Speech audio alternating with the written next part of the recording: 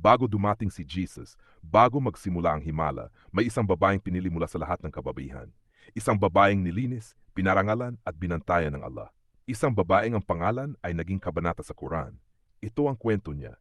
Ang kwento ng kadalisayan, ng pananampalataya at ng himalang nagbago sa mundo. Siya ang babaeng pinili. Siya ang nilinis at itinaas ng Allah higit sa lahat ng kababaihan. Ito ang kwento ni Maryam, ang ina ni Jesus, ang babaeng sagisag ng kalisayan at pananampalataya. Bago pa siya ipanganak, pinanalangin na siya ng kanyang ina, "O aking Panginoon, inialay ko siya sa iyo."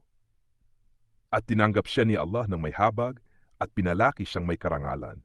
Lumaki si Maryam bilang isang babaeng masunurin, tahimik at puno ng pagsamba. Siya ay nagtatangi sa takot at pag-asa sa kanyang Panginoon. At dahil sa kanyang tapat na puso, binigyan siya ni Allah ng isang napakalaking biyaya, isang napakalaking misyon. Isang araw, dumating sa kanya ang anghel na si Jibril. Sinabi niya, "Ako ay sugo mula sa iyong Panginoon, magdadala ako sa iyo ng anak na dalisay." Nagitla si Maryam, "Paano ako magkakaroon ng anak samantalang wala akong naging asawa?" At sinabi ng anghel, "Ganyan ang kagustuhan ng Allah. Kapag nais niya ang isang bagay, sasabihin lamang niya, maging, at ito'y nagiging."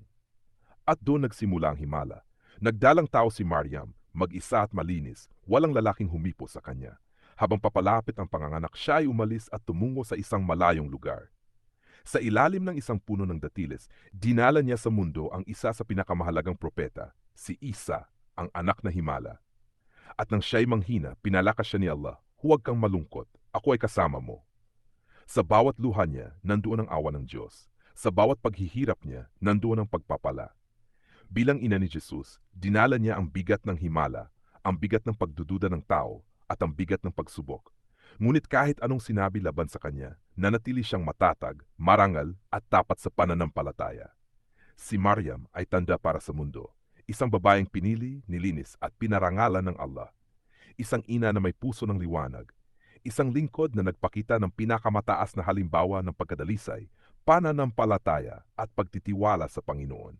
Ito ang kwento ni Maryam, ang ina ni Jesus, ang babaeng may pinakamataas na posisyon sa harap ng Allah, ang huwaran ng lahat ng kababaihan.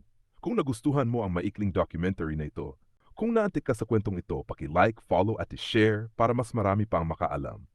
Maraming salamat.